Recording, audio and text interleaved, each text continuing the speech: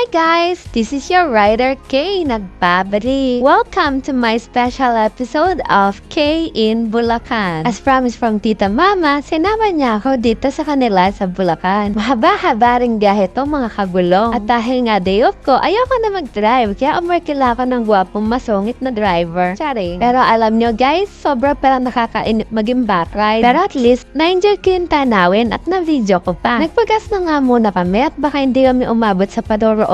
Sila nga pala yung mga apo ni Tita Mama. O diba ang cute niya? Parang may garit na pinanghuhugutan. Sa buong biyahe guys, ganyan niya ako titigan. At ito naman si Kulit. Ilang oras niya akong kinukulit mag-volleyball. At gusto niya pang sumama sa akin. And ito naman si Ate Maganda, sobrang nahihiya sa camera. Sa Candaba nga pala kami dumaan guys. Makikita niyo dito yung ganda ng bundok Arayat. Makikita niyo rin yung box ko sa trabaho. Dala-dala ko na rin. Sobra talaga nabusog yung mata ko sa tanawin guys.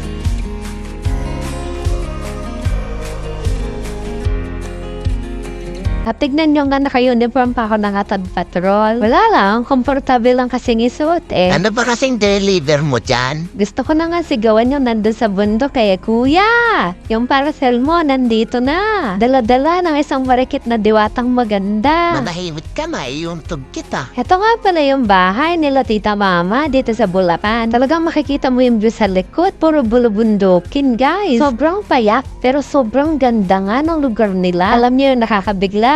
Wala pong kuryente dito guys pero nakapiso wifi sila. At ayan na nga tinuro ako ng aking Tita Mama. Ayan nga pala sila ate nagluluto na para sa almusal namin. Gusto ko nga sanang tumulong kaso baka makalimutan nila yung mga pangalan nila. Echos! At ayan na nga, nagkasunduan dalawa tungkol sa mga manok. Baka pala sabong yung mga yard.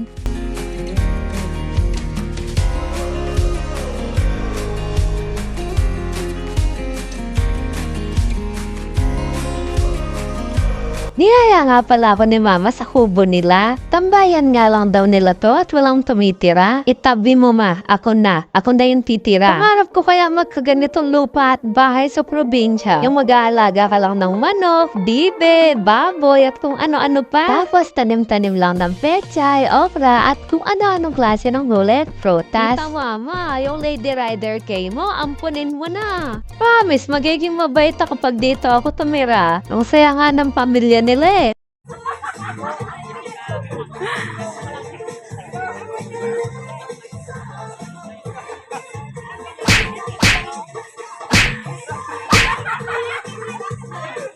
O, diba? Ang kukulit nilang lahat. Parang mga walang problema sa buhay kung magkulitan, wagas. Nakakatuwa lang titigan yung mga ngiti nila sa mga mukha nila. Masarap kaya mag-banding pag ganito yung mga pamilya. Tingnan nyo guys, wala mong nakahawak sa mga cellphone nila. Ako lang. Quality time talaga. Ay, ang sarap sa mata.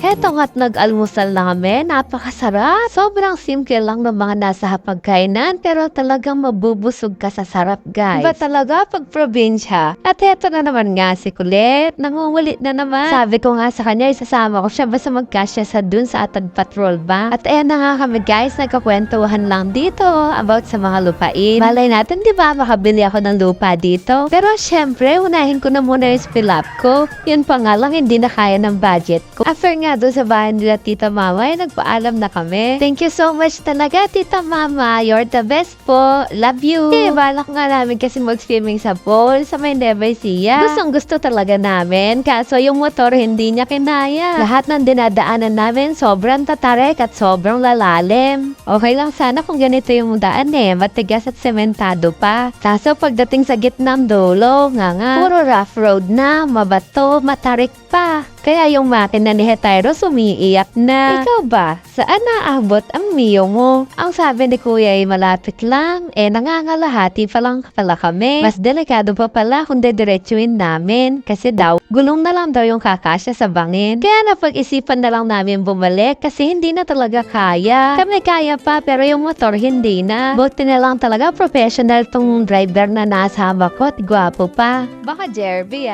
nung pauwi na nga kami may nakita kaming kainan.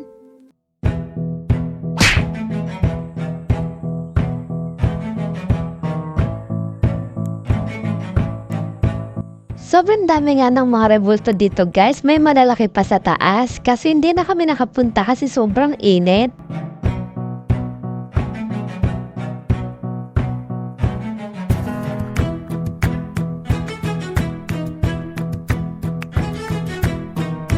At dahil nga sobrang init, kailangan namin mag-sunscreen. At pagtingin nga namin sa mga baby wipes namin, guys, para kaming mga lames ang puno ng alikabo. Sobrang init nga sa panahon ngayon, guys, kaya hindi pwedeng wala ka talagang sunscreen. Naglalagay din yung kasama ko kasi ayaw niya ipakita kasi daw nahihiya siya. Wag ko nga daw siyang pakita sa camera kaso ang ganda kasi ng ngiti niya, hindi ko maiwasan. At ayan ang halo-halo, guys, sa mainit na panahon. Nag-siomay din kami kaso di ko na na-video. Anyways, guys, sana na-enjoy niyo yung video ko. I love my experience here at Bulacan. And I'm very thankful for Tita, Mama, and family kasi sobrang hospitable nila. Thank you so much for watching. See you on my next video. Bye!